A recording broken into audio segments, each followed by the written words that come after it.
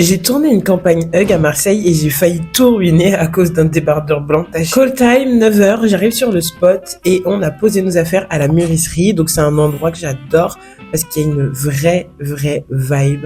À la base, je le connaissais pour les soirées, mais le lieu a changé. Et maintenant, c'est un lieu assez hybride entre bureau, bar, une salle avec des DJ sets et un grand espace. C'est surtout un lieu qui va respirer la créativité et évidemment, c'est pas juste pratique. C'est aussi très inspirant. C'est pour ça que pour un shooting, c'était juste le lieu parfait parce que la mode, c'est pas simplement ce que tu portes, c'est aussi le cadre dans lequel tu l'incarnes. Sur place, je retrouve la prod anglaise. C'est eux qui gèrent la partie création de contenu.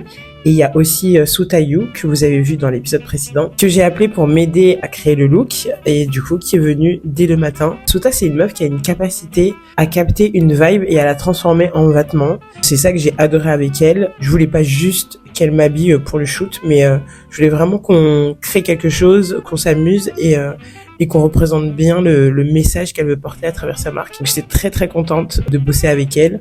On a proposé plusieurs looks à la marque. On en a proposé dans un premier temps 3, puis 2, et puis le matin, on a fait des petits arrangements jusqu'à avoir la validation complète. C'est ça que j'aime bien aussi avec la mode, c'est que ça devient plus que seulement du visu, mais vraiment une conversation, un échange entre plusieurs sensibilités différentes. Une fois que tout est validé, direction la mise en beauté. Évidemment, après avoir le look, c'est là qu'on peut faire le maquillage qui va qui va bien aller avec. À chaque fois, je réalise à quel point ces étapes, elles sont hyper importantes parce que même si de loin, ça peut sembler hyper superficiel, en fait, c'est tout l'inverse. Se préparer, se transformer, c'est aussi mettre en avant un état d'esprit, d'où l'intérêt d'abord choisir le look et ensuite de faire le maquillage. C'est comme une espèce de métamorphose, on incarne quelque chose, on incarne un personnage, donc il faut le faire jusqu'au bout des ongles.